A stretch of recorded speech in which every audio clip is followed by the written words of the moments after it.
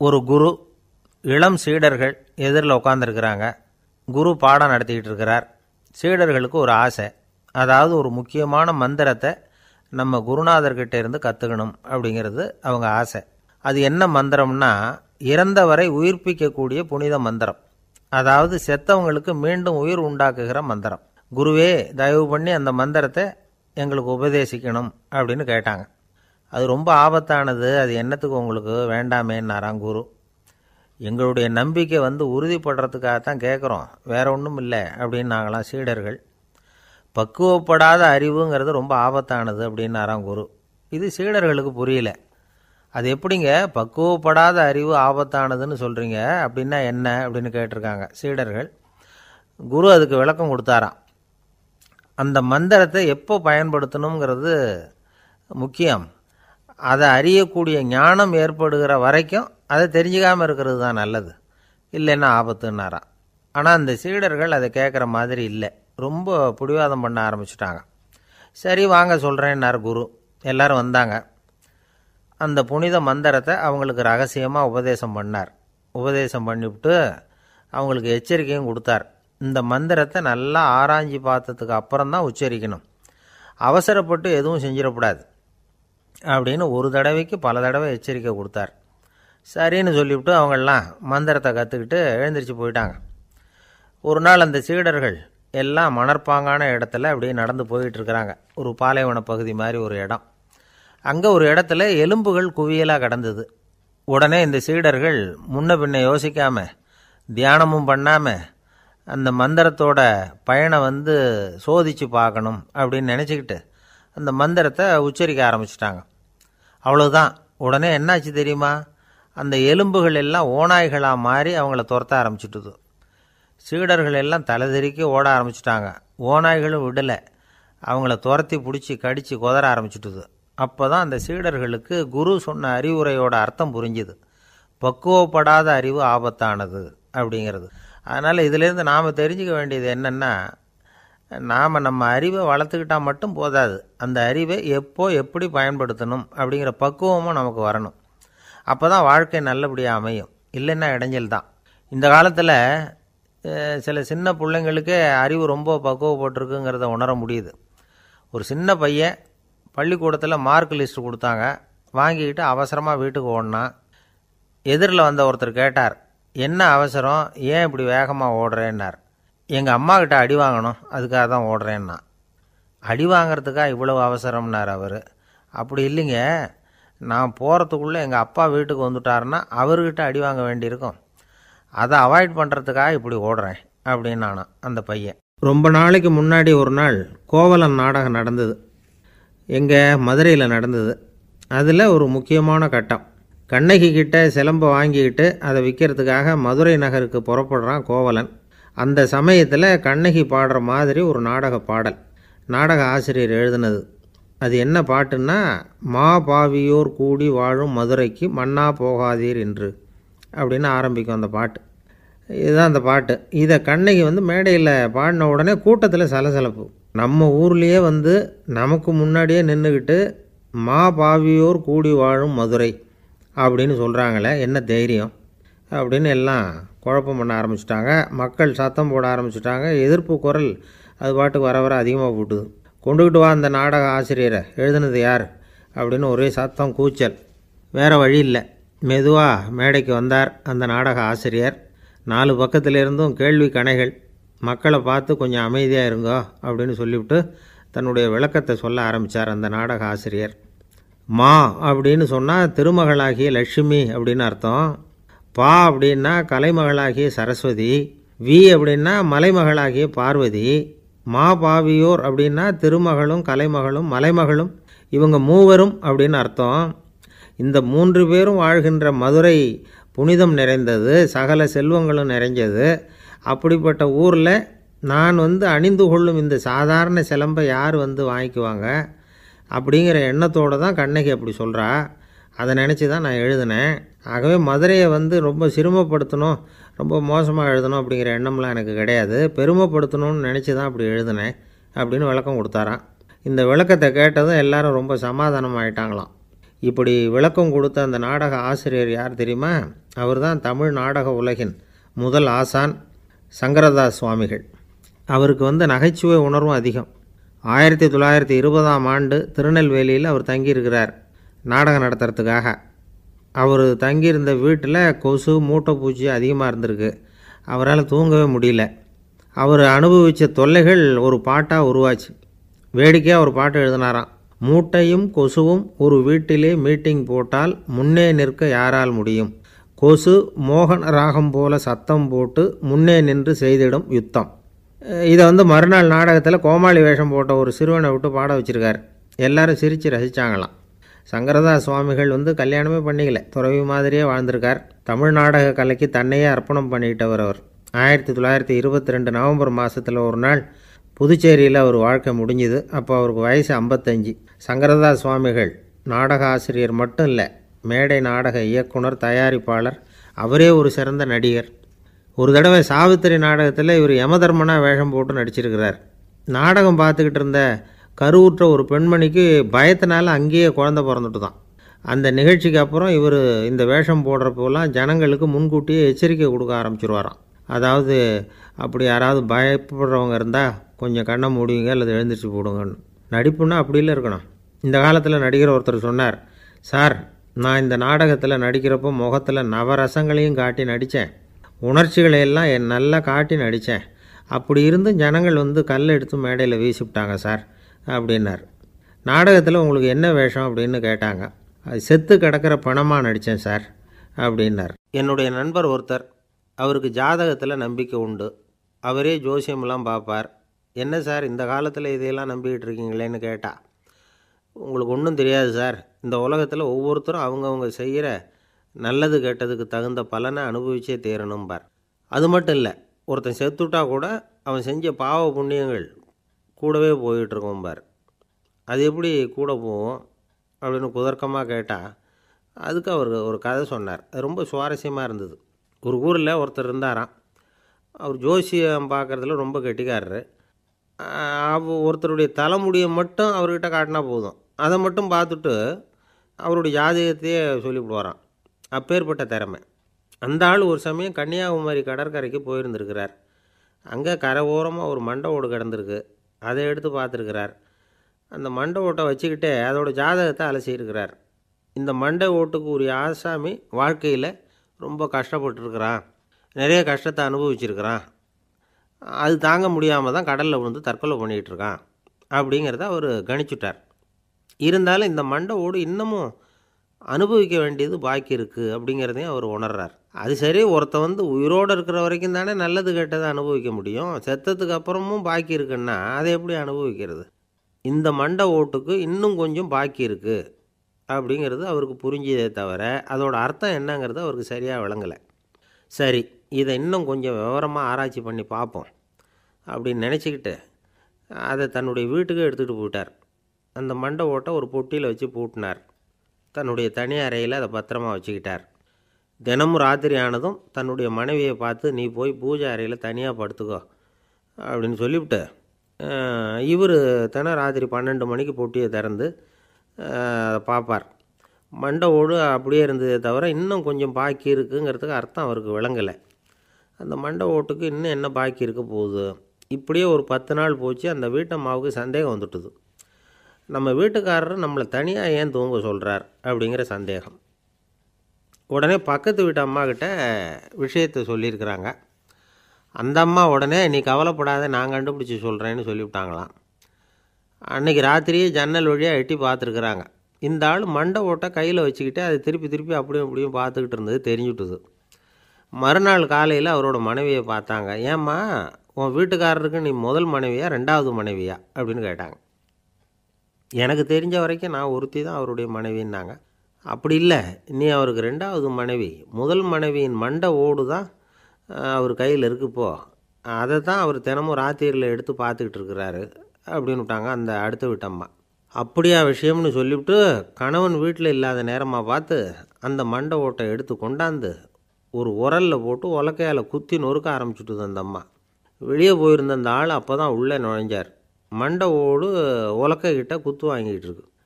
அது அனுபவிக்க வேண்டியது இன்னும் கொஞ்சம் பாக்கி இருக்குது அப்படிங்கிறதுக்கான அர்த்தம் எனக்கு இப்போ தான் புரிஞ்சுதுன்னாராம் அவர்.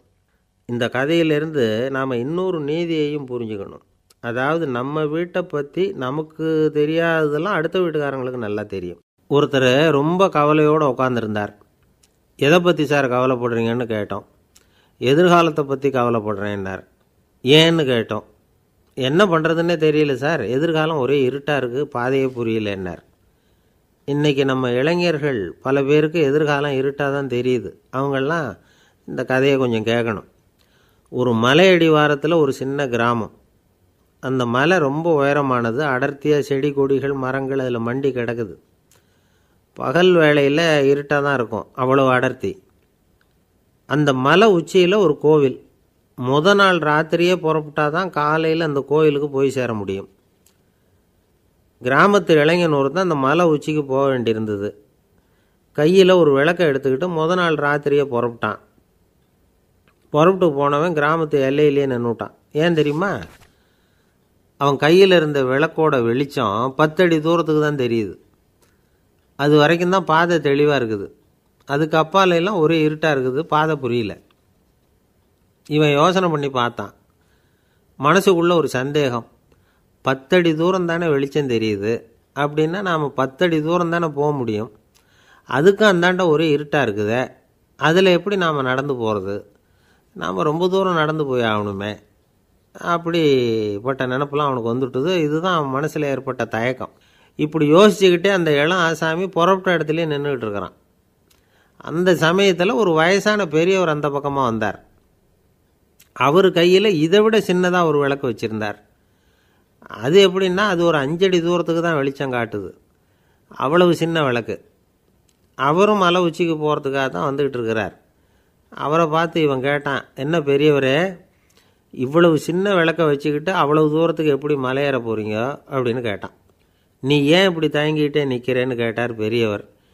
என்கிட்ட இருக்கிற விளக்கு 10 அடி தூரத்துக்கு தான் பாதையை காட்டுதுன்னா. இப்போ பெரியவர் சொன்னார், தம்பி, உன் கையில் இருக்கிற விளக்கு கொடுக்குற வெளிச்சத்தை வச்சு நீ முதல்ல 10 அடி தூரம் முன்னாடி போ. 10வது அடியில் போய் நின்றுக்கிட்டு பாரு. மறுபடியும் ஒரு 10 அடி தூரத்துக்கு பாதை தெரியும். இப்படி உன் கையில் இருக்கிற விளக்கு தொடர்ந்து வெளிச்சம் காட்டிக்கிட்டே இருக்கும். நீ முன்னேற முன்னேற அந்த வெளிச்சமும் முன்னேறும். அதனால் எத்தனை கிலோமீட்டர் தூரம் வேணும்னாலும் நீ இந்த 10 அடி தூரம் வெளிச்சத்தை வச்சுக்கிட்டே நீ போயிடலாம், புறப்படு அப்படின்னார். இப்போ தான் அந்த பெரியவர் சொன்னது இளைஞனுக்கு பளிச்சுன்னு புரிஞ்சுதான். உடனே உற்சாகமாக புறப்பட்டான், உச்சிக்கு போய் சேர்ந்தான். இந்த கதையிலேருந்து நாம் புரிஞ்சிக்க வேண்டியது என்ன தெரியுமா? நீண்ட கால திட்டம் ஒன்று போடும் பொழுது நமக்கு முன்னாடி இருக்கிறத மறந்துவிட்டு மனசை போட்டு குழப்பிக்கக்கூடாது. உங்கள் கையில் என்ன இருக்கோ அதுலேயே உங்கள் எதிர்காலம் மறைஞ்சிருக்குது. கண் முன்னாடி தெரியறத வச்சு ஆரம்பிங்க, போக போக வழி தானாக புலப்படும் அப்படிங்கிறார் ஒரு பெரியவர். பெரிய பயணங்களையெல்லாம் இப்படி தான் நடத்த வேண்டியிருக்கும். ஒவ்வொரு அடியாக எடுத்து வச்சா ஓடி போய் சேர்ந்து விடலாம்.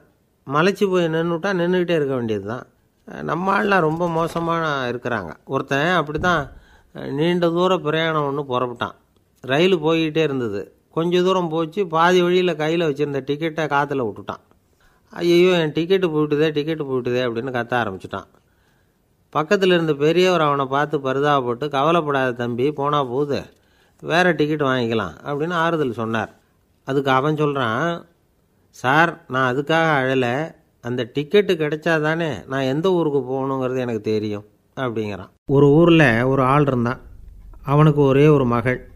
அவளை நல்ல இடத்துல கட்டி கொடுக்கணும்னு ஆசைப்பட்டான். அதுக்காக மாப்பிள்ளை தேடிகிட்டு இருந்தான். அவன் கொஞ்சம் வசதியான ஆள், அதனால் நிறைய பேர் வந்தாங்க. இருந்தாலும் ஒரு நல்ல குணமுள்ள மாப்பிள்ளையாக இருக்கணும் அவன் எதிர்பார்த்தான். அப்படி இருக்கணும்னு தொடர்ந்து முயற்சி பண்ணான். கடைசியாக ஒரு 3 பேர் கிடைச்சாங்க. அந்த 3 பேரில் யாரை தேர்ந்தெடுக்கிறது, இதுதான் அவனுக்கு வந்த குழப்பம். இந்த நிலைமையில் ஒரு பெரியவரை தேடி போனான். அவர்கிட்ட தன்னுடைய பிரச்சனையை சொன்னான். அவர் கொஞ்சம் யோசனை பண்ணார். அதுக்கப்புறம் 3 பேரையும் கூப்பிட்டார். இதை பாருங்கப்பா, உங்கள் 3 பேருக்கும் 3 மாத கால அவகாசம் தர்றேன். நீங்கள் இப்போ போகலாம். 3 மாதம் கழித்து திரும்பி வரலாம். அப்படி வரும்பொழுது இந்த 3 மாத காலத்தில் நீங்கள் செஞ்ச நல்ல காரியம் ஏதாவது ஒன்று சொல்லணும். அதை வச்சு உங்களில் ஒருத்தரை நாங்கள் தேர்ந்தெடுத்துக்கிறோம் அப்படின்னு சொன்னாராம். 3 பேரும் சரின்னு சொல்லிவிட்டு திரும்பி போயிட்டாங்க. 3 மாதம் ஆச்சு. அதுக்கப்புறம் ஒரு நாள் திரும்பி வந்தாங்க. அவர் அவங்கள கூப்பிட்டு உட்கார வச்சார். அப்புறம் கேட்டார், இப்போ சொல்லுங்கள், இந்த 3 மாத காலத்தில் நீங்கள் செஞ்சுருக்கிற ஏதாவது ஒரு நல்ல காரியத்தை சொல்லுங்க அப்படின்னார். முதல்ல ஒருத்தன் எழுந்திரிச்சு நின்னான்.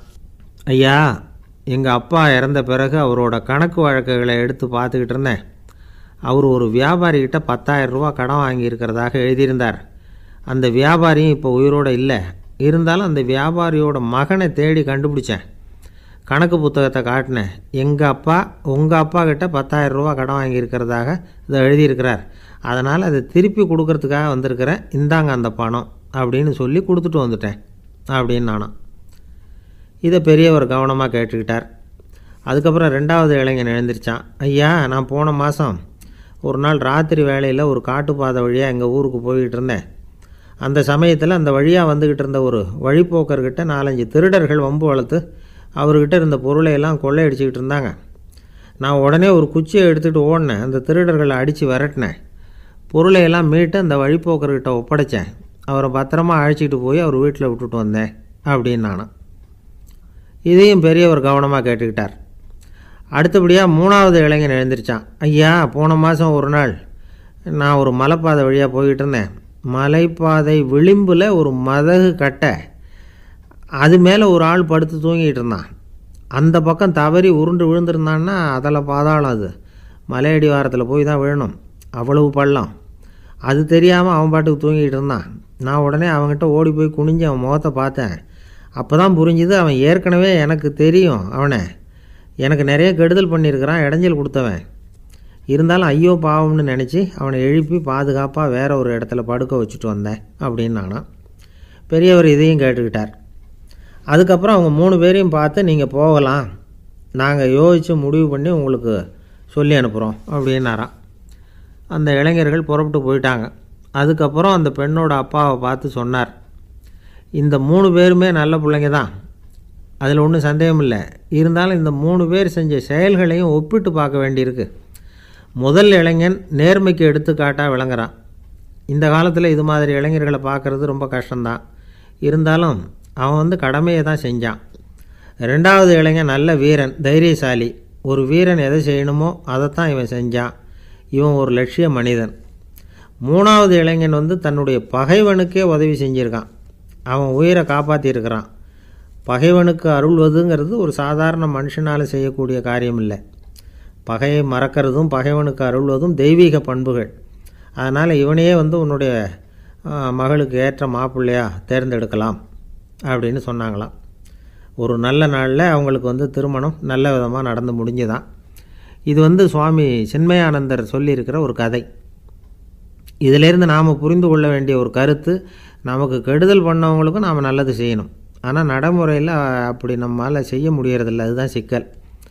நம்மால் ஒருத்தங்கிட்ட கேட்டேன், ஏண்டா உன்னுடைய பகைவன் ஒருத்தன் அது மாதிரி ஒரு மலைப்பாதை மதகு கட்டையில் படுத்திருந்தா உடனே நீ என்ன நினைப்ப அப்படின்னு கேட்டோம்.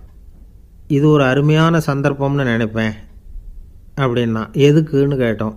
அவனை அந்த பக்கமாக உருட்டி கீழே தள்ளுறதுக்கு அப்படின்னா. ஒரு காடு, அங்கே புத்தர் அவர் பாட்டுக்கு நடந்து போய்கிட்டே இருக்கிறார். அவருக்கு பின்னாடி ஒரு குரங்கு, அதுவும் தொடர்ந்து வந்துக்கிட்டே இருக்குது. புத்தர் திரும்பி பார்த்தார். குரங்கு அப்படியே குதித்து உயர எழும்பி ஒரு கிளையில் போய் உக்காந்துது. ஏன் இப்படி பண்ணுறேன்னு கேட்டார் புத்தர். என்னை சாதாரணமாக நினைக்க வேணாம், நான் மகாமந்தி, என்னால் எல்லாம் முடியும், முடியாதுங்கிற வார்த்தையே என்னுடைய அகராதியில் கிடையாது, என்ன வேணும்னாலும் செய்வேன் அப்படின்னுது. அப்படின்னா ஒரு பந்தயம் வச்சுக்கலாமான்னார் இவர். ஓ வச்சுக்கலாமேன்னுது. வேறு ஒன்றும் இல்லை, இப்போ நீ மேலே எழும்பி அந்த கிளையில் உட்காந்தது மாதிரி அங்கேருந்து தாவி என் உள்ளங்கையில் உட்காரணும், அவ்வளவுதான் அப்படின்னார். அப்படி உட்காந்துட்டா என்ன பரிசு அப்படின்னு கேட்டது. அது சொர்க்கத்தில் இருக்கிற மாமன்னன் மரகத சக்கரவர்த்தியை என்னோட இருக்கும்படியாக கூப்பிட்டுக்கிறேன். அந்த சமயத்தில் அவருடைய அரியணை அங்கே காலியாகிடும், நீ அதில் போய் உட்காந்துக்கலாம். பந்தயத்தில் தோத்துட்டா ஒரு கல்ப காலம் இந்த பூமியில் வாழ வேண்டியிருக்கும், அதுக்கு பிறகு தான் என்கிட்ட வர முடியும், என்ன சொல்கிற அப்படின்னார். குரங்குக்கு தாவறது ஒரு பெரிய காரியமா? இது எனக்கு ரொம்ப சாதாரண விஷயம், என்ன இப்போவே தாவட்டுமா அப்படின்னுது. சரின்னு சொல்லி உள்ளங்கையை நீட்டினார். அவருடைய கை தாமரை இலை அளவுக்கு அப்படியே விரிஞ்சுது. குரங்கு சௌகரியமாக உட்கார்றதுக்காக. குரங்கு தாவறதுக்கு தயாராச்சு. அதுக்கு முன்னாடி ஒரு சின்ன யோசனை. அதுக்கு இந்த கிளையிலேருந்து அந்த கைக்கு தாவறது எனக்கு ரொம்ப அற்பமான ஒரு வேலை. இது ரொம்ப சாதாரணம். என்னுடைய கௌரவத்துக்கு இது சரியாக இருக்காது. அதனால் நான் என்ன பண்ண போகிறேன்னா, இங்கேருந்து கிளையிலேருந்து அப்படியே உயர எழும்ப போகிறேன். எழும்பி மேல் உலகம் போய் அங்கே ஒரு சுற்றிவிட்டு அதுக்கப்புறம் அங்கேருந்து நேராக வந்து இந்த கையில் உட்கார போகிறேன் அப்படின்னு நினச்சிது. என்ன யோசிக்கிற அப்படின்னார் புத்தர். ஒன்றும் இல்லை, இந்த பாயிரம் பார் அப்படின்னு சொல்லி தாவி உயர போயிட்டுது. கொஞ்ச நேரத்தில் வான உலகத்துக்கே போய் சேர்ந்துட்டுது. அங்கே போய் பார்த்தா அங்கே ஒரு 5 பளிங்கு தூண்கள் இளம் சிவப்பு நிறத்தில் நின்றுக்கிட்டு இருக்குது. குரங்கு நினச்சிக்கிட்டது, புத்தர்கிட்ட போய் இந்த பளிங்கு தூண்களை பார்த்தோம்னு சொன்னால் அப்படியே திகைச்சி போயிடுவார், இந்த தூணில் ஏதாவது அடையாளம் செஞ்சுட்டு போகணும் அப்படின்னு அந்த இடத்துல மிதந்துக்கிட்டே நினச்சிது. உடனே ஒரு தூணில் எழுதிச்சு. என்ன எழுதிச்சுன்னா, ஒரு மகா ஞானி இங்கே வந்துட்டு போகிறார் அப்படின்னு எழுதிச்சு. எழுதிவிட்டு அப்படியே கீழே தாவி வந்து புத்தரோட உள்ளங்கையில் உட்காந்துது. எப்படி பார்த்தீங்களா என்னுடைய வேலை? வான உலகத்துக்கே போய் அங்கே இருக்கிற 5 பளிங்கு தூண்களை பார்த்துட்டு அதில் நான் வந்த விவரத்தை எழுதி வச்சுட்டு அதுக்கப்புறம் இங்கே வந்திருக்கிறேன் அப்படின்னுது ரொம்ப பெருமையாக. அப்படியா அப்படின்னார் புத்தர். ஆமாம், சந்தேகமாக இருந்தால் வாங்க அழைச்சிட்டு போய் காட்டுறேன் அப்படின்னுது அந்த குரங்கு.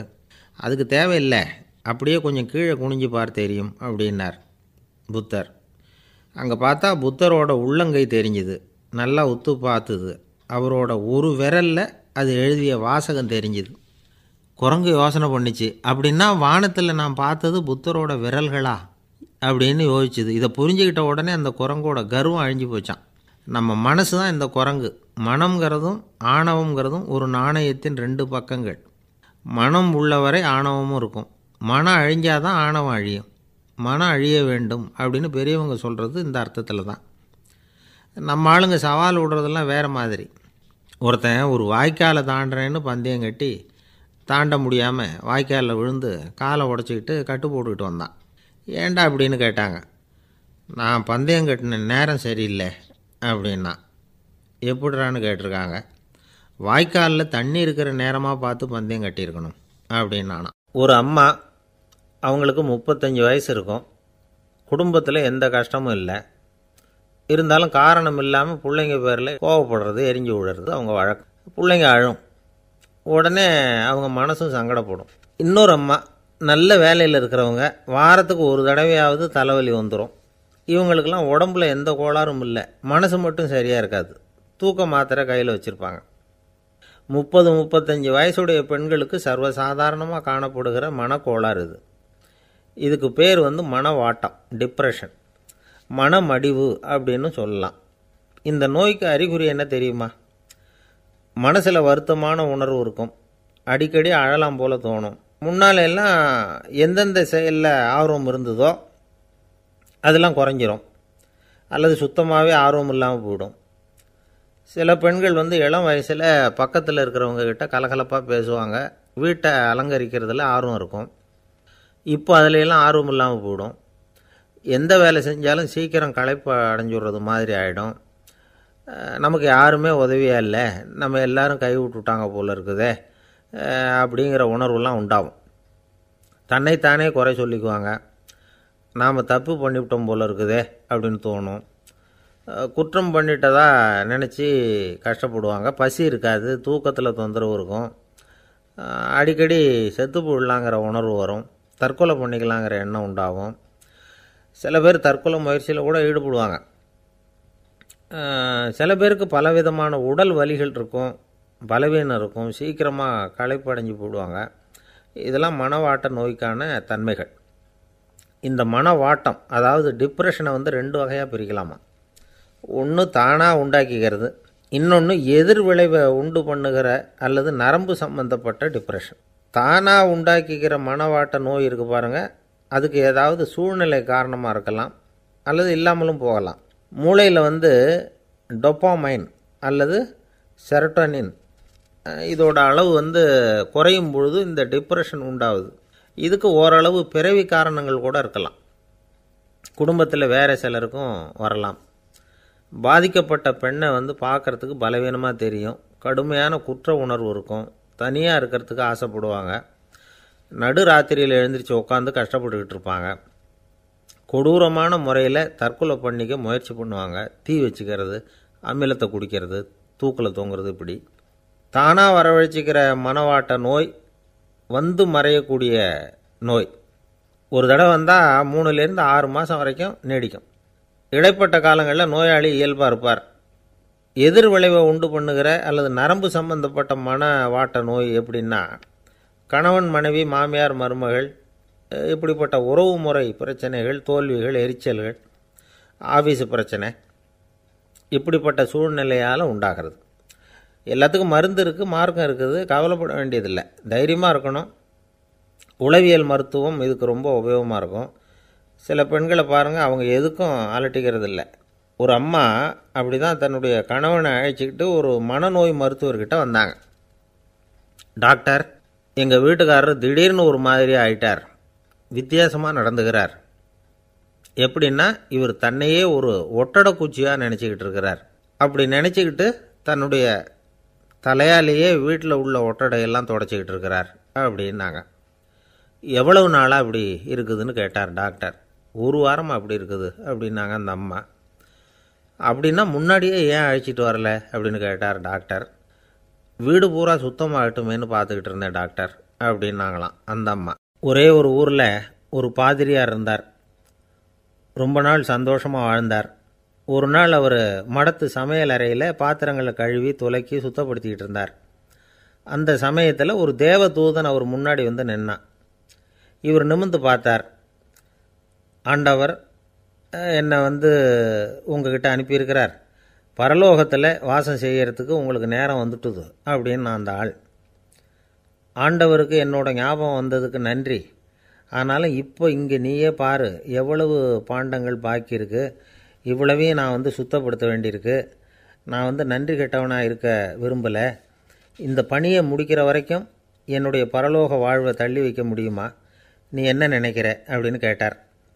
தேவதூதன் தனக்கே உரிய விவேகத்தோட அன்போட பாதிரியாரை பார்த்தான். சரி, என்ன செய்யலாம்ங்கிறத அப்புறம் சொல்கிறேன் அப்படின்னு சொல்லிவிட்டு புறப்பட்டு போயிட்டான். ஒரு நாள் அந்த பாதிரியார் தோட்டத்தில் உள்ள களைகளை எல்லாம் ஒரு களை கொத்தியால் கொத்தி களை எடுத்துக்கிட்டு இருக்கிறார். அந்த சமயத்தில் இந்த தேவதூதன் மறுபடியும் அவர் முன்னாடி நிற்கிறான். பாதிரியார் பார்த்தார். இதை பாரு, இந்த தோட்டம் பூராவும் எவ்வளவு களை மண்டி கிடக்கு, பரலோகம் கொஞ்ச காலம் எனக்காக பொறுத்திருக்கலாம்னு நீ நினைக்கிறியா அப்படின்னு கேட்டார். தேவதூதன் சிரிச்சுக்கிட்டே மறுபடியும் மறைஞ்சிட்டான்.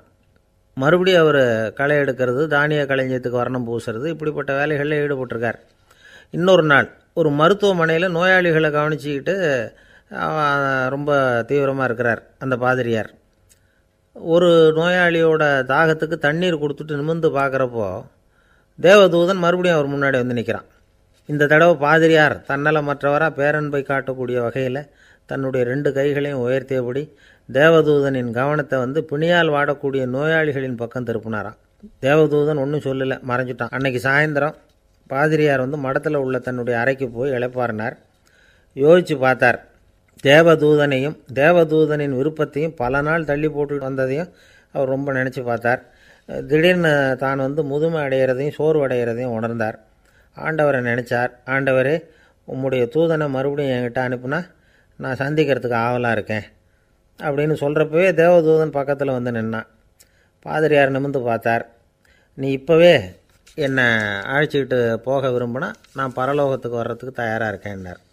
தேவதூதன் அந்த பாதிரியாரை அன்போடவும் விவேகத்தோடவும் பார்த்து, நீங்கள் என் கூட பரலோகத்துக்கு வர்ற தயாராக இருக்கிறதா சொல்கிறீங்க, ஆனால் நீங்கள் இதுவரைக்கும் வேறு எங்கே இருந்ததா நினைக்கிறீங்க அப்படின்னானா.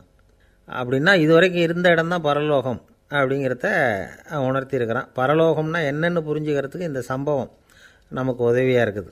தொண்டு செய்கிறத விட பெரிய செயல் வேறு எதுவும் இருக்க முடியாது. அது நம்ம மனசுக்கு கொடுக்குற சுகத்தை வேறு எதுவும் கொடுக்க முடியாது. நாம் தொண்டு செய்கிற இடம் தான் அந்த புண்ணிய இடம். ஆனால் இந்த காலத்துல எல்லாம் நாம் தொண்டு செய்யணும்னு நினச்சி ஏதாவது ஆரம்பித்தா கூட அதை ஒரு மாதிரியாக சுற்றி நின்று வேடிக்கை பார்க்க ஆரம்பிச்சிடுறாங்க. ஒரு பெரியவர் அப்படி தான் ஒரு தொண்டு செஞ்சுக்கிட்டு இருந்தார். ஒரு கோவில் கட்டிக்கிட்டு இருந்தாங்க. அதில் ஒரு இடத்துல ஒரு பலகையை வச்சு ஆணி அடிக்கிற வேலையை செஞ்சுக்கிட்டு இருந்தார் அந்த பெரியவர். ஒரு சின்ன பையன் அதை ரொம்ப ஊக்கமாக அக்கறையாக கவனிச்சிக்கிட்டு இருந்தான். பெரியவர் இதை கவனித்தார். என்னப்பா பார்க்குற, உனக்கும் இது மாதிரி தொண்டு செய்யணும்னு ஆசையாக இருக்கா அப்படின்னு கேட்டார்.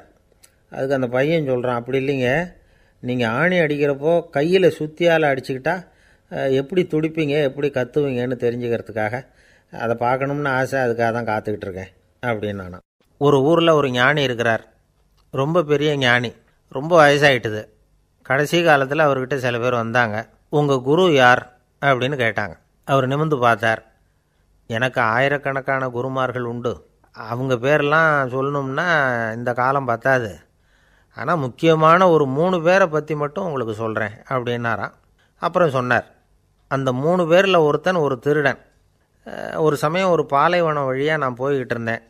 அப்போது வழி தவறி போய் ஒரு கிராமத்துக்கு போயிட்டேன். அது இருட்டு நேரம், நடுராத்திரி, ஊரே உறங்கி போச்சு. அந்த நேரத்தில் ஒரு ஆள் மட்டும் ஒரு வீட்டு சுவத்தில் ஏதோ பண்ணி உள்ளே நுழையிறதுக்கு முயற்சி பண்ணிகிட்ருக்கிறான். அவங்கிட்ட போய் நான் இன்றைக்கி இங்கே எங்கே தங்க முடியும் அப்படின்னு கேட்டேன். அதுக்கு அவன், இந்த ராத்திரி வேளையில் அது ரொம்ப சிரமம், ஒரு திருடனோட உங்களால் தங்க முடியும்னா நீங்கள் என்னோட தங்கலாம் அப்படின்னா. நான் அவங்க கூட 1 மாதம் தங்கியிருந்தேன். ஒவ்வொரு நாள் ராத்திரியும் இப்போ நான் என்னுடைய வேலைக்கு போகிறேன், நீங்கள் ஓய்வு எடுத்துக்கோங்க அப்படின்னு சொல்லிவிட்டு போவான். அவன் திரும்பி வந்த உடனே உனக்கு ஏதாவது கிடச்சிதான்னு நான் கேட்பேன். அதுக்கு அவன், இன்றைக்கி ராத்திரி ஒன்றும் இல்லை, நாளைக்கு மறுபடியும் முயற்சி பண்ணுவேன் அப்படின்பா. எப்பவும் அவன் நம்பிக்கை இழந்ததே கிடையாது, எப்பவும் சந்தோஷமாகவே இருப்பான். நானும் ரொம்ப காலமாக தியானம் பண்ணிக்கிட்டே இருந்தேன், ஒன்றுமே நடக்கலை. ஆனால் நான் என்ன பண்ணேன் தெரியுமா, மனசு வருத்தப்படும், நம்பிக்கை இழந்துருவேன். அப்போல்லாம் அந்த திருடனுடைய விடாமுயற்சி தான் ஞாபகத்துக்கு வரும். அதனால் அந்த திருடன் எனக்கு ஒரு குரு. என்னுடைய 2வது குரு யாருன்னா அது ஒரு நாய். இது எப்படின்னா, ஒரு சமயம் எனக்கு ரொம்ப தாகமாக இருந்தது. ஒரு நதியை நோக்கி போய்கிட்டு இருந்தேன். அப்போ ஒரு நாயும் வந்தது, அதுக்கும் தாகம். ஓடி வந்து ஆற்றை பார்த்துது. அதோட நிழல் வந்து ஆற்றுல தெரிஞ்சுது. அதை பார்த்ததும் பயந்துட்டுது. அதாவது அது தன்னுடைய சொந்த உருவத்தையே கண்டு பயந்தது. அதை பார்த்து குறைக்குது, திரும்பி ஓடிச்சு. ஆனால் அதுக்கு தாகம் அதிகமாக இருந்ததுனால அது மறுபடியும் திரும்பி வந்தது. பார்த்தா மறுபடியும் தண்ணியில் நாயோட உருவம் தெரியுது. இப்படி சில தடவை பண்ணிச்சு. இருந்தாலும் கடைசியில் தண்ணியில் குதிச்சுட்டுது துணிஞ்சி. இப்படி குதித்த உடனே அதோட உருவமும் மறைஞ்சுட்டுது. இதை பார்த்தேன். நான் என்ன புரிஞ்சுக்கிட்டேன்னா, எவ்வளவு தான் பயம் இருந்தால் கூட ஒருத்தன் தைரியமாக காரியத்தில் இறங்கணும் அப்படிங்கிறத புரிஞ்சுக்கிட்டேன். இந்த போதனை அந்த நாய்கிட்ட இருந்து எனக்கு கிடைச்சிது. இது ஒன்று. அடுத்தது என்னுடைய 3வது குரு யாருன்னா அது ஒரு சின்ன குழந்தை. நான் ஒரு சமயம் ஒரு நகரத்துக்கு போனேன். அங்கே ஒரு குழந்தை எரிகிற மெழுகுவத்தி ஒன்று எடுத்துக்கிட்டு வந்தது. நான் அந்த குழந்தைய பார்த்து வேடிக்கையாக கேட்டேன், ஏன் பாப்பா, இந்த மெழுகுவத்தியை நீயாவே கொளுத்துனியா அப்படின்னு கேட்டேன். ஆமான்னுது அந்த குழந்தை. சரி, இந்த மெழுகுவத்தி முன்னாடி எரியாமல் இருந்தது, இப்போ எரியுது. இந்த மெழுகுவத்திக்கு வெளிச்சம் எங்கேருந்து வந்தது, அதை எனக்கு காட்ட முடியுமா அப்படின்னு கேட்டேன் அந்த குழந்தைகிட்ட. இதுக்கு அந்த குழந்தை சிரிச்சுக்கிட்டு அந்த மெழுகுவத்தியை ஊதி அணைச்சுட்டுது. அதுக்கப்புறம் என்னை பார்த்து கேட்டுது, இப்போ இந்த மெழுகுவத்தியின் வெளிச்சம் போனதை பார்த்தீங்க இல்லையா, அது எங்கே போச்சுன்னு எனக்கு சொல்லுங்க அப்படின்னுது. அந்த குழந்தை இப்படி கேட்டதும் என்கிட்ட இருந்த ஆணவம் அழிஞ்சுட்டுது. நான் படித்ததெல்லாம் அந்த வினாடியில் சுக்கு நூறாக போயிட்டுது. என்னுடைய முட்டாள்தனத்தை நான் உணர்ந்தேன் அப்படின்னு இவ்வளவும் அந்த ஞானி விவரமாக சொன்னாராம். அதனால் நாம் இன்னார்கிட்டே இருந்து தான் இதை கற்றுக்கணுங்கிறது இல்லை, யாருக்கிட்டே இருந்தும் எதையும் கற்றுக்கலாம். நம்மால் ஒருத்தன் ஒரு நாய் வளர்த்துக்கிட்டு இருந்தான். அந்த நாய்க்கு வால் கிடையாது, யாரோ ஏற்கனவே வெட்டி எடுத்துட்டாங்க. இந்த நாய் தான் சார் எனக்கு குரு, அதுக்கிட்டே இருந்து கூட நான் பாடம் கற்றுக்கிட்டு இருக்கிறேன் அப்படின்னா. அப்படி என்ன கற்றுக்கிட்டேன் இந்த வால் இல்லாத நாய்கிட்டே இருந்து அப்படின்னு கேட்டோம். நாம் யாருக்கிட்டையும் வாலாட்டக்கூடாது அப்படிங்கிற பாடத்தை அதுக்கிட்டே இருந்து தான் நான் கற்றுக்கிட்டேன் அப்படின்னா. ஒருத்தர் சிகரெட்டும் கையுமா வந்தார். சார், இந்த புகைப்பிடிக்கிற பழக்கத்தை நிறுத்தி போடணும்னு தான் பார்க்குறேன், முடியலேன்னார். புகைப்பிடிக்கிறத நிறுத்துறது ரொம்ப சுலபம் சார் அப்படின்னார் இன்னொருத்தர். எப்படி சொல்கிறீங்கன்னு கேட்டார் அவர். நான் கூட ஏற்கனவே 10 தடவை அந்த பழக்கத்தை நிறுத்தி இருக்கிறேன் சார் அப்படின்னார் இவர். இதிலேருந்து என்ன தெரியுது, புகைப்பழக்கத்தை திடீர்னு விட்டு விடுறதுங்கிறது ரொம்ப கஷ்டம்னு தெரியுது. இருந்தாலும் இது சம்பந்தமான ஆராய்ச்சி, அனுபவம், இது ரெண்டையும் அடிப்படையாக வச்சு சில வழிமுறைகளை சொல்கிறாங்க. அதாவது புகைப்பிடிக்கிறத நிறுத்துறதுக்கு 10 வழிகள் உண்டு அப்படின்னு சொல்கிறாங்க. அது என்னங்கிறத தெரிஞ்சுக்கிட்டா உபயோகப்படுதான்னு பார்க்கலாமே. முதல் கருத்து என்னன்னா, கொஞ்ச நாளைக்கு புகைப்பிடிக்கிற நண்பர்களை விட்டு விலகி இருக்கணும். இதனால் புகைப்பிடிக்கிற ஆசை குறையும். அந்த பழக்கத்தை மறுபடியும் ஆரம்பிக்கக்கூடாதுங்கிற எண்ணம் உறுதிப்படும். ரெண்டாவது கருத்து, புகைப்பிடிக்கிறதை எதிர்த்து தீவிரமாக பிரச்சாரம் செய்ய ஆரம்பிச்சிடணும். அது அடுத்தவங்களுக்கும் உபயோகப்படும், உங்களுக்கும் உபயோகப்படும். உங்கள் உள்ளுணர்வை அது தூண்டும், உங்களை உறுதி கொள்ள வைக்கும். மூன்றாவது கருத்து என்னென்னா, தினமும் 2 தடவை குளிக்கணும். எப்படி தெரியுமா? முதல்ல வெது வெதுப்பான தண்ணீர், அப்புறம் குளிர்ந்த தண்ணீர், இப்படி மாறி மாறி குளிக்கணுமா. நாலாவது கருத்து, உடற்பயிற்சிகள் செய்யணும். மூச்சு வாங்குற மாதிரியான பயிற்சிகள் ரொம்ப நல்லதான். பிராணாயாமம் அப்படிங்கிற மூச்சு பயிற்சி ரொம்ப நல்லதுங்கிறாங்க. அப்புறம் ஐந்தாவது கருத்து, சாப்பாடு மிதமாக இருக்கணும், சீராக இருக்கணும். பச்சை காய்கறிகள், பழங்கள் சாப்பாட்டில் சேர்த்துக்கலாம். அடிக்கடி கொஞ்சம் கொஞ்சமாக சாப்பிட்டு ரத்தத்தில் சர்க்கரையின் அளவை பராமரிக்கணும். இது நரம்புகளை அமைதிப்படுத்தும். ஆறாவது கருத்து என்னென்னா, ரொம்ப நேரம் பசியோடு இருக்கக்கூடாது. புகைப்பிடிக்கிறத நிறுத்த முயற்சி செய்யும் பொழுது எடை குறைப்பு நடவடிக்கைகளை மேற்கொள்ளக்கூடாது.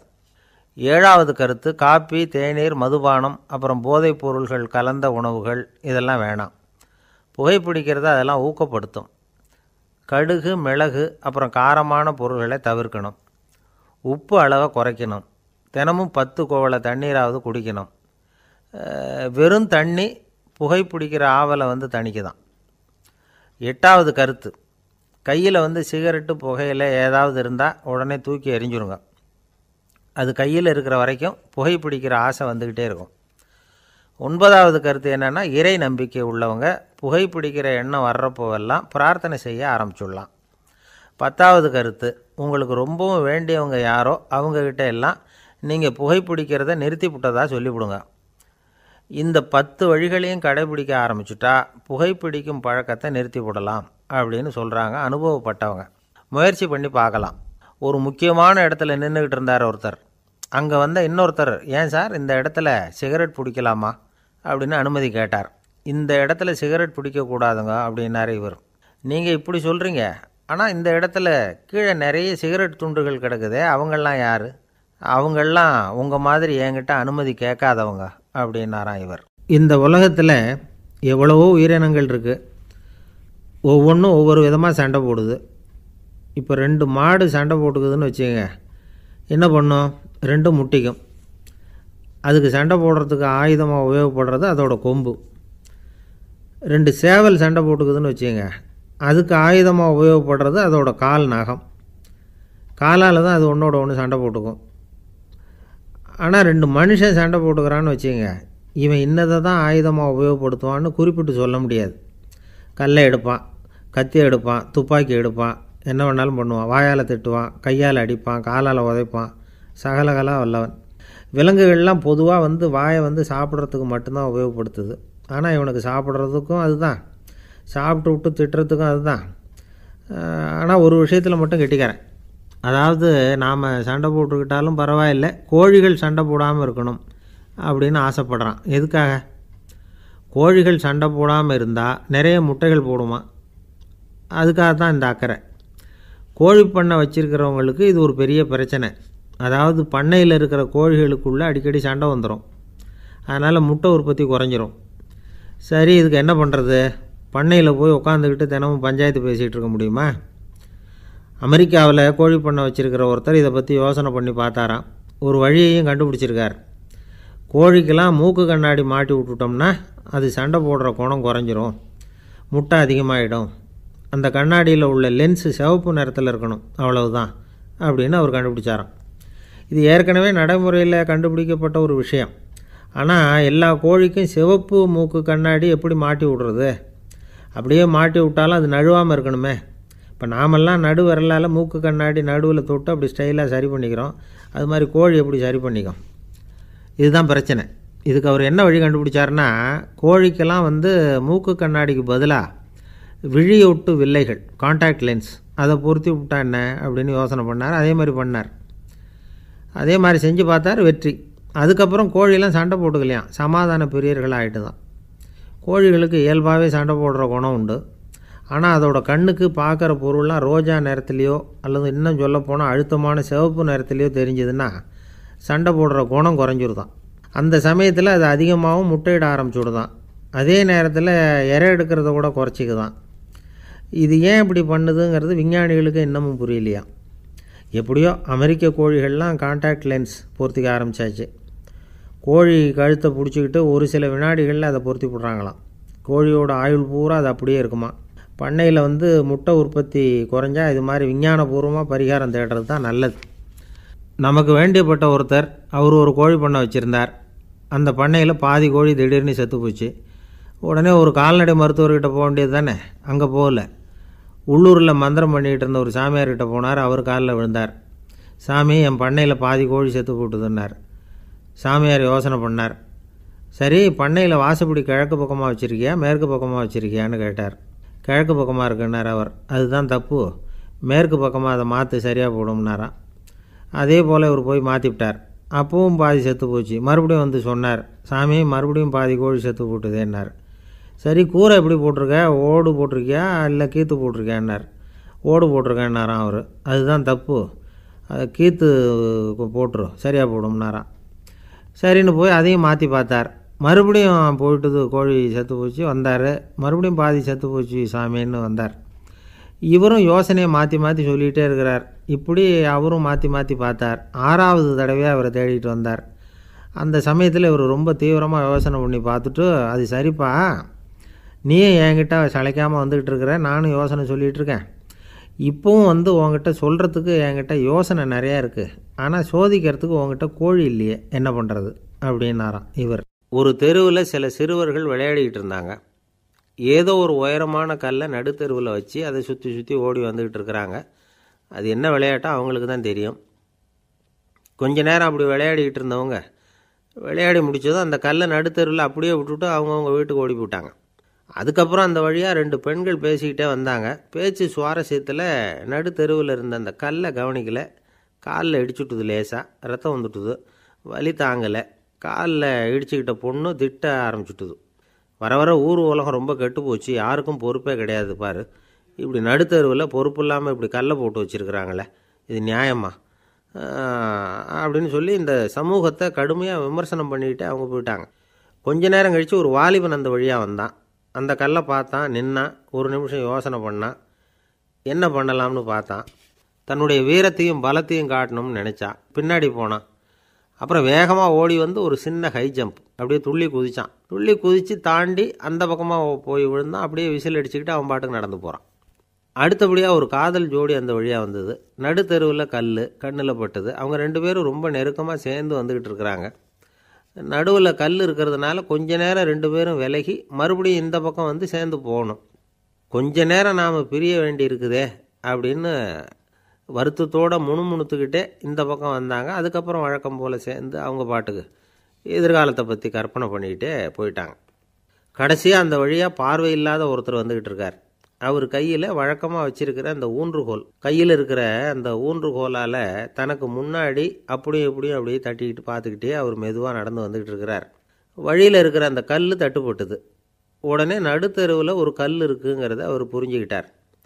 உடனே குனிஞ்சார். அந்த கல்லை தடவி பார்த்து எடுத்தார். தெரு ஓரமாக கொண்டுட்டு போய் போட்டார். அதுக்கப்புறம் அவர் பாட்டுக்கு அவர் வழியில் நடந்து போனார். இப்போது இதில் பல பேர் வந்தாங்க போனாங்க.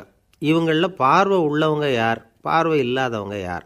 இப்படி ஒரு கேள்வி கேட்டால் என்ன பதில் சொல்ல முடியும்? கொஞ்சம் யோசித்து பார்த்தா இன்றைக்கி பல பேர் இப்படி தான் இருந்துக்கிட்டு இருக்கிறோம். ஒரு ஆள் பார்க்குறதுக்கு பெரிய மனுஷன் மாதிரி இருக்கார். ஒரு தெரு வழியாக நடந்து வந்துக்கிட்டு இருந்தார்.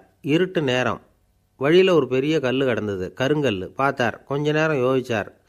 போய் தூக்கி பார்த்தா ரொம்ப கனமாக இருந்தது. இன்னொரு ஆள் சேர்ந்தாதான் தூக்க முடியும். இவர் உடனே ரோட்டோரமாக போய் ஒரு மரத்தடியில் உட்காந்துக்கிட்டார். 2 பக்கமும் பார்த்துக்கிட்டே இருக்கார், யாராவது வர்றாங்களான்னு. கொஞ்ச நேரத்தில் ஒருத்தர் வந்தார். இவருக்கு தெரிஞ்சவர். என்னங்க இந்த நேரத்தில் இங்கே உட்காந்துருக்குறீங்கன்னு கேட்டார் அவர். அதோ அந்த கருங்கல் அப்படின்னு சுட்டி காட்டினார். ஓ, அதை தூக்கி ஓரமாக போடணுமா? வாங்க 2 பேரும் தூக்கலான்னார் வந்தவர். நான் அதுக்காக உட்காந்துருக்கலேன்னார் இவர். பின்ன வேற எதுக்காகன்னார் அவர். ஒரு மனுஷன் கருங்கல்லில் காலை இடிச்சுக்கிட்டான்னா எப்படி துள்ளுவான்னு பார்க்கணுங்கிறது எனக்கு ரொம்ப நாளாக ஒரு ஆசை. அதுக்காக தான் உட்காந்துருக்கிறேன் அப்படின்னாராம். என்னுடைய நண்பர் ஒருத்தர் ஆழ்ந்த சிந்தனையில் இருந்தார். என்ன யோசனை பண்ணுறீங்கன்னு கேட்டேன். தலைவர் ஆகணும்னு பார்க்குறேன், அதுதான் என்ன வழின்னு யோசிச்சுக்கிட்டு இருக்கேன்னார். நான் கூட அது மாதிரி யோசித்து பார்த்தேன். அதுக்கப்புறம் அந்த யோசனையை கை விட்டுட்டேன் அப்படின்னோம். ஏன்னு கேட்டார். அதுக்கான தகுதிகள் நமக்கு இல்லைங்கிறது புரியுது. அது நமக்கு புரியறத விட நம்ம விட மற்றவங்களுக்கு நல்லா புரிஞ்சு போச்சு. அதனால் பேசாமல் கம்முன்னு இருந்துடுறது தான் நல்லது அப்படின்னோம். தலைவர் ஆகிறதுக்கு தகுதிகள் வேறு உண்டோ அப்படின்னு கேட்டார். அவர் யதார்த்தமாக தான் கேட்குறார். நாங்கள் உடனே எங்ககிட்ட இருந்த ஒரு புஸ்தகத்தை எடுத்து அவர்கிட்ட கொடுத்தோம். படித்து பாருங்கன்னு. தலைவர் ஆகிறதுக்கு என்ன வழி அப்படிங்கிறத பற்றி அதில் போட்டிருக்கிறாங்க. முதல் வழி என்ன தெரியுமா? ஒரு 4 பேர் முன்னாடி இல்லைன்னா ஒரு கூட்டத்துக்கு முன்னாடி நீங்கள் பேச போகிறீங்க. அப்போ எப்படி ஆரம்பிக்கணும்னா, உண்மையான புகழ்ச்சி, நேர்மையான பாராட்டு, இதோடு ஆரம்பிக்கணும். எடுத்ததுமே அது சரியில்லை இது சரியில்லைன்னு பேசிகிட்டு இருக்கக்கூடாது. மக்களை பார்த்து நீங்கள் தான் தப்பு பண்ணிவிட்டீங்க அப்படின்னு நேரடியாக சொல்லக்கூடாது. தவறு இருந்தாலும் அதை மறைமுகமாக ஏதாவது கதை சொல்லி அதிலிருந்து அவங்க புரிஞ்சுக்கிற மாதிரி செய்யணும். அடுத்தவங்க பண்ண தப்பு என்னன்னு அலசறதுக்கு முன்னாடி நீங்கள் பண்ணின தப்பு என்னங்கிறத பற்றியே பேசுங்க. எதுக்கும் நேரடியாக உத்தரவு போட்டுக்கிட்டு இருக்கக்கூடாது. இதை நீங்கள் செய்யணும் அப்படின்னு சொல்கிறதுக்கு பதிலாக நீங்கள் இப்படி செஞ்சால் எப்படி இருக்கும் அப்படின்னு கேள்வி மாதிரி கேட்கணுமா. இப்படி கேட்டால் அது உத்தரவு மாதிரி தெரியாதான். அடுத்தவங்க மரியாதையை காப்பாற்றுறது மாதிரி பேசணுமா. உங்கள் பேச்சு இன்னொருத்தரை அவமானப்படுத்துறது மாதிரி இருக்கக்கூடாதான். ஏண்டா இவங்கிட்ட போய் மாட்டிக்கிட்டோம்னு யாரும் நினச்சிடக்கூடாது. ஒவ்வொரு சின்ன வளர்ச்சியையும் பாராட்டணும். வெற்றி சாதாரணமாக இருந்தாலும் பாராட்டாமல் இருந்துடக்கூடாது. பாராட்டும் பொழுது தாராளமாக இருக்கணும். குறை சொல்லும் பொழுது கவனமாக இருக்கணும். வாய்க்கு வந்தபடி பேசிவிட்டால் அதுக்கப்புறம் வகையாக மாட்டிக்கிட்டு முழிக்க வேண்டியிருக்கும். நீங்கள் பேசுகிறது இன்னொருத்தருக்கு ஒரு கௌரவத்தையும் மரியாதையும் உண்டு பண்ணுறது மாதிரி இருக்கணும். நீங்கள் பேசுகிறது அடுத்தவங்களுக்கு இருக்கிற கொஞ்ச நெஞ்ச மரியாதையும் எடுத்து விடுறது மாதிரி இருக்கக்கூடாது. உங்கள் பேச்சை கேட்டால் கேட்குறவங்களுக்கு ஒரு ஊக்கம் வரணும், உற்சாகம் வரணும். தவறு எதுவாக இருந்தாலும் அதை சுலபமாக திருத்திக்கலாம், சரி பண்ணிக்கலாங்கிறது மாதிரி இருக்கணும் உங்கள் பேச்சு. அடுத்தவங்களை சந்தோஷப்படுத்துங்க. உங்கள் யோசனையை கேட்டு நடந்துக்கிறதுனால அந்த சந்தோஷம் அவங்களுக்கு கிடைக்கணும். இந்த தகுதியெல்லாம் உங்ககிட்ட இருந்தால் நீங்கள் ஒரு சிறந்த தலைவராகலாம் அப்படின்னு அந்த புஸ்தகத்தில் போட்டிருக்குது. இந்த காலத்தில் தலைவர் ஆகிறதுக்கு வேறு சில தகுதிகள்லாம் கூட தேவைப்படுது. ஒரு புள்ள தன்னுடைய அப்பா கிட்ட, அப்பா உன்ன மாதிரியே நானும் அரசியலில் சேரணும், தலைவர் ஆகணும்னு ஆசைப்படுறேன். இன்னையிலேருந்து எனக்கு அரசியல் பாடம் கற்றுக் கொடு அப்படின்னு கேட்டிருக்கான்.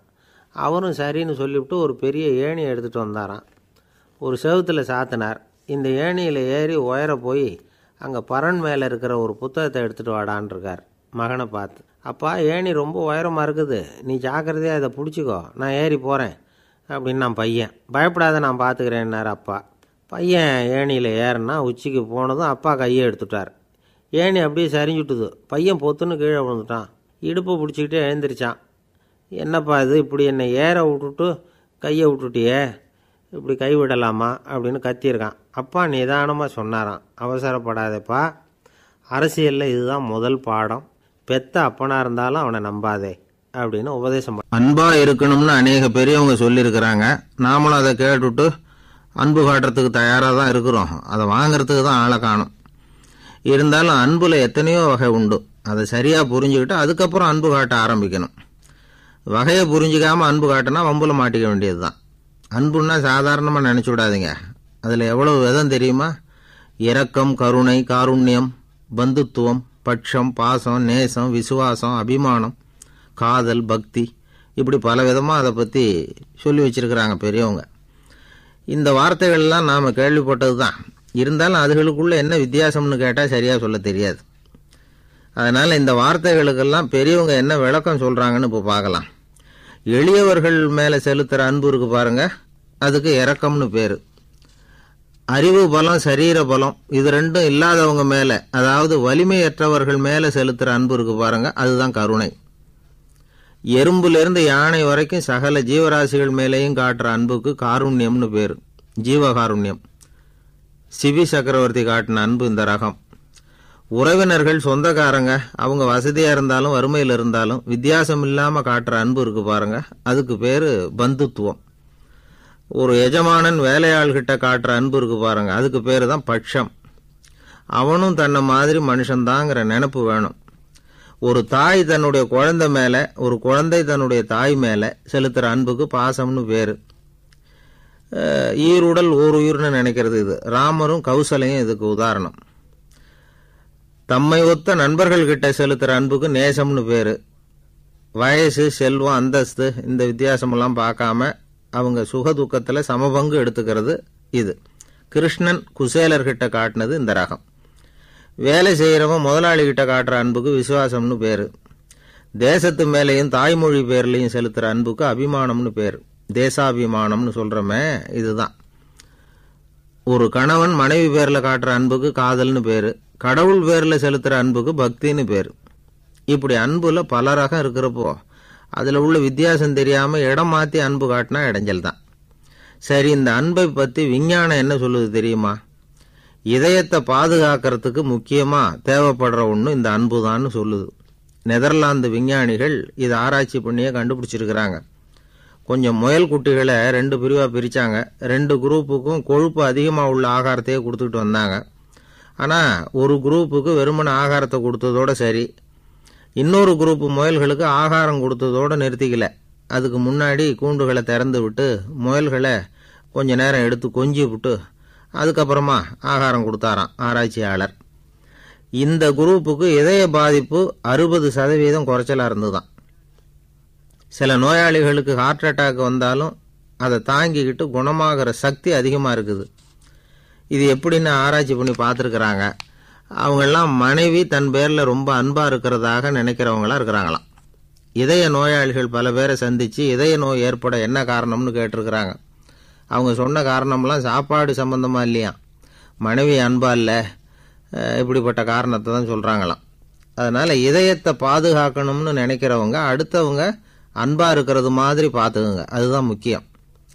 ஒருத்தர் முகம் பூரா பிளாஸ்டரி போட்டுக்கிட்டு வந்தார். ரொம்ப கோபமா, என்னங்க ஆச்சுன்னு விசாரிச்சேன். எல்லாம் உங்களால தான் சார்னார். விவரமா சொல்லுங்களேன். என்ன உங்க தகவலை கேட்டுட்டு ஒரு பூனைக்குட்டியை கையில் எடுத்தேன், அன்பா அதை தடவி கொடுக்கறதுக்காக. ஆனா அது முந்திக்கிட்டது, அது என் முகத்தை தடவி கொடுத்துட்டுது, முகம் பூரா நகை கீறல், அதுதான் இப்படி அப்படின்னார்.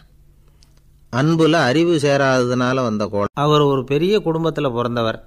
இருக்கிற சொத்துக்கள் எல்லாத்தையும் வாரி வழங்கிவிட்டு காட்டுக்கு புறப்பட்டார் தவம் செய்யறதுக்காக. இருந்தது பூராவும் கொடுத்துட்டார். இனிமே எதுவுமே இல்லை கொடுக்கறதுக்கு. அப்போ கடைசியா ஒருத்தன் வந்து கையை நீட்டினான். ஐயா ஏதாவது கொடுங்கன்னா. அவர் பார்த்தார். கட்டியிருக்கிற வேட்டியை தவிர வேற எதுவுமே இல்லை. 8 முழம் பட்டு வேட்டி ஜரிகை கரையோடு இருக்குது. கடைசியாக அதை தான் எடுத்து கட்டிக்கிட்டு அவர் புறப்பட்டுக்கிட்டு இருக்கிறார். அவர் பார்த்தார், எதிரில் அவன் பரிதாபமாக நின்றுட்டு இருக்கிறான். அந்த 8 முழ வேட்டியை 2ஆக கிழிச்சார். 4 முழத்தை அவங்ககிட்ட கொடுத்துட்டு மீதி 4 முழத்தை தன்னுடைய இடுப்பில் கட்டிக்கிட்டு அவர் காட்டுக்கு போயிட்டார். இவன் என்ன பண்ணான் தெரியுமா? கையில் கிடைச்ச 4 முழத்தை எடுத்துக்கிட்டு கடை வீதிக்கு போனான். பழைய பட்டு வேட்டி ஜருகை இதெல்லாம் விலைக்கு வாங்குற வணிகர் ஒருத்தர் இருந்தார். அவர்கிட்ட போனான். இதை விலைக்கு எடுத்துக்கிறீங்களான்னு கேட்டான். அவர் வாங்கி பார்த்தார். ஆஹா, ரொம்ப அருமையான வேட்டி, விலை ஒசந்த ஜருகை, இது ஏது உனக்குன்னு கேட்டார். அவன் நடந்ததை சொன்னான். அப்படின்னா ஒன்று செய், இந்த வேட்டியோட இன்னொரு பாதியையும் மெதுவாக வாங்கிட்டு வந்துரு, உனக்கு நிறைய பணம் தரேன் அப்படின்னார் அந்த வணிகர். இவன் கொஞ்சம் யோசனை பண்ணி பார்த்தான். கொஞ்சம் இருங்க, தான் வந்துவிடுறேன் அப்படின்னு சொல்லிவிட்டு நேராக காட்டுக்கு போனான். அவர் எங்கே இருக்காருன்னு தேடி கண்டுபிடிச்சான். அவர் ஒரு இடத்துல தவக்கோலத்தில் இருக்கிறார். கட்டியிருந்த இடைவேட்டியும் அவரை அறியாமலே நழுவி கீழே விழுந்து கிடக்குது. இவனுக்கு ரொம்ப வசதியாக போச்சு. அவரை கேட்க வேண்டிய அவசியமே இல்லை. மெதுவாக சத்தம் போடாமல் அடிமேல் அடி வச்சு நெருங்கினான். அவர் கண்ணை மூடிக்கிட்டு அவர் பாட்டு நின்றுக்கிட்டு இருக்கார். இவன் மெதுவாக போய் கீழே கிடந்த அந்த துணியை எடுத்துக்கிட்டு சத்தம் போடாமல் திரும்பி நடந்தான். அப்படி கொஞ்சம் தூரம் நடந்திருப்பான். அப்படி ஓட ஆரம்பிக்கிற சமயத்தில் அவன் காலில் கீழே கிடந்த முள்ளு ஒன்று நறுக்குன்னு தைச்சி விட்டுது. வலி தாங்க முடியாமல் அம்மான்னு கத்திவிட்டான். இந்த சத்தத்தினால கண்ணை மூடி நின்றுக்கிட்டு இருந்த அவர் தவம் கலைஞ்சிது.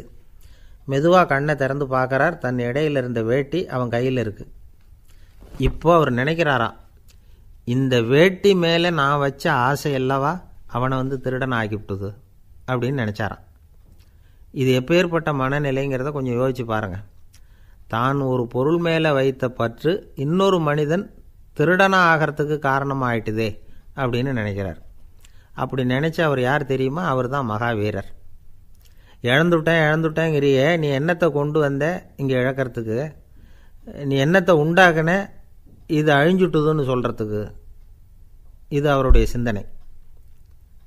இன்னைக்கு நம்ம சிந்தனையெல்லாம் வேறு மாதிரி இருக்குது. ஒருத்தன் நடுத்தெருவில் உட்காந்து அழுதுகிட்டு இருந்தான். அந்த வழியாக வந்தவர் கேட்டார், ஏன்ப்பா அழற அப்படின்னு கேட்டார். 5 ரூபா சார், இந்த இடத்துல விழுந்துட்டுது, ரொம்ப நேரமாக தேடுறேன், கிடைக்காது போல இருக்கு அப்படின்னா. எப்போ தொலைஞ்சுது அப்படின்னு கேட்டார். அது எனக்கு தெரியாது சார், பணத்தை தொலைச்சவன் தேடி பார்த்துட்டு போயிட்டான், நான் அவனுக்கு பின்னாடி தேட வந்தவன் அப்படின்னு சொல்லிவிட்டு மறுபடியும் தேட ஆரம்பித்தானா. அமெரிக்க ஜனாதிபதி ஆப்ரஹாம் லிங்கன் ஒரு நாள் தன்னோட கோச்சு வண்டியில் தலைநகரான வாஷிங்டனுக்கு போயிட்டுருக்கிறார். கோச்சு வண்டி ஒரு சாலையில் போயிட்டுருக்கு. அந்த சாலைக்கு ஒரு பக்கத்தில் பயங்கரமான சதுப்பு நிலம். சதுப்பு நிலம்னா அது புதைகுழி, புதை மணல்ங்கிறோம்ல, அது மாதிரி. அந்த சதுப்பு நிலத்தில் யாராவது மாட்டிக்கிட்டா அவ்வளவுதான், ஆளை கொஞ்சம் கொஞ்சமாக உள்ளே அமுக்கிவிடும், தப்பிச்சு கரையேறது கஷ்டம். அப்படிப்பட்ட நிலம் அது. ஆப்ரஹாம் லிங்கன் ஏதோ ஒரு முக்கியமான அரசாங்க வேலையாக போயிட்டு திரும்பி வந்துக்கிட்டு இருக்கிறார். அதனால் அந்த சமயத்தில் அவர் விலை உசந்த ஆடைகளை அணிஞ்சிருக்கிறார். அப்படி அவர் அந்த கோச்சு வண்டியில் வந்துக்கிட்டு இருக்கிறாரு. அந்த சமயத்தில் ஒரு காட்சி அவர் கண்ணில் பட்டுட்டுது. என்ன தெரியுமா? ரோட்டுக்கு பக்கத்தில் இருந்த சதுப்பு நிலத்தில் ஒரு இளம் பன்றி குட்டி சிக்கிக்கிட்டு தவிச்சிக்கிட்டு இருக்குது, பரிதாபமாக கத்திக்கிட்டு இருக்குது. அதை பார்த்தார் லிங்கன். அவருக்கு என்ன மாதிரி ஆயிட்டுது. உடனே வண்டியை நிறுத்த சொன்னார். கீழே இறங்கினார். தன்னோட விலை உசந்த ஆடைகளை பற்றி லட்சியம் பண்ணவே இல்லை. தனக்கே ஆபத்து வரலாம்ங்கிறத பற்றியும் கவலைப்படலை. தான் ஒரு குடியரசுத் தலைவருங்கிறத பற்றியும் அவர் நினச்சி பார்க்கல. நேராக அந்த சதுப்பு நிலம் பக்கமாக போனார். அந்த சேத்துல இறங்கி பன்றிக்குட்டியை காப்பாற்றி கரைக்கு கொண்டுட்டு வந்து சேர்த்துட்டார். அதுக்கப்புறம் நிம்மதியாக கோச்சு வண்டியில் ஏறி வெள்ளை மாளிகைக்கு வந்து சேர்ந்தார். ட்ரெஸ்ஸு, உடம்பு பூரா சேறு சகதி. பார்க்குறவங்களுக்கெல்லாம் ஆச்சரியமாக போச்சு.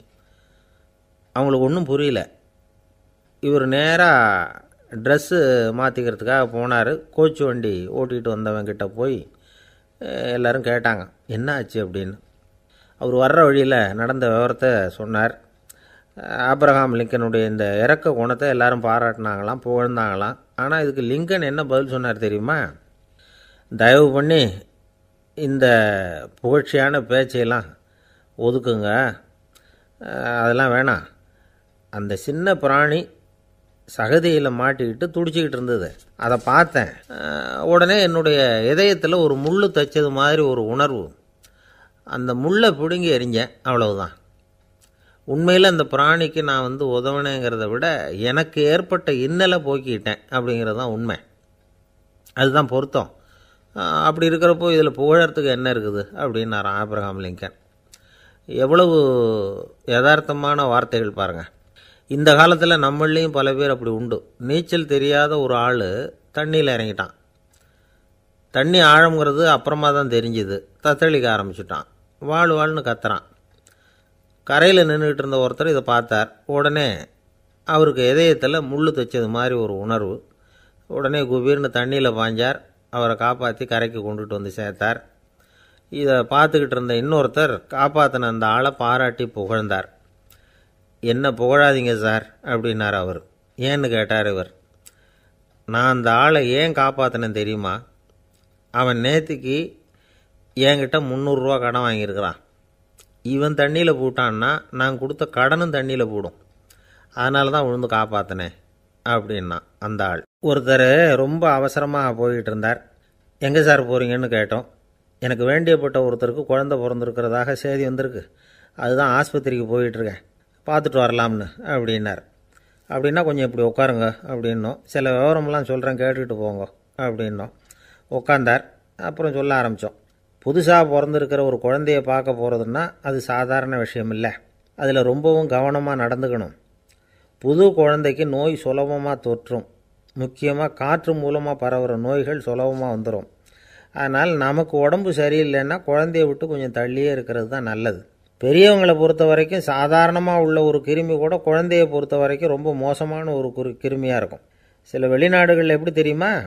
பிறந்த குழந்தை தூங்கிக்கிட்டு இருக்கிற ஒரு ரூமுக்கு போகணும்னா போகிறவங்க முகமூடி போட்டுக்கணும், காலணிகளை மாற்றிக்கணும், அவ்வளவு சுத்தமாக உள்ளே போய் பார்த்துட்டு வரணும்.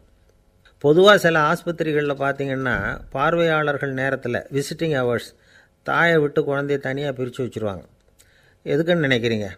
அந்த நேரம் பல பேர் வருவாங்க போவாங்க. அவங்க கை கால் சுத்தமாக இருக்காது.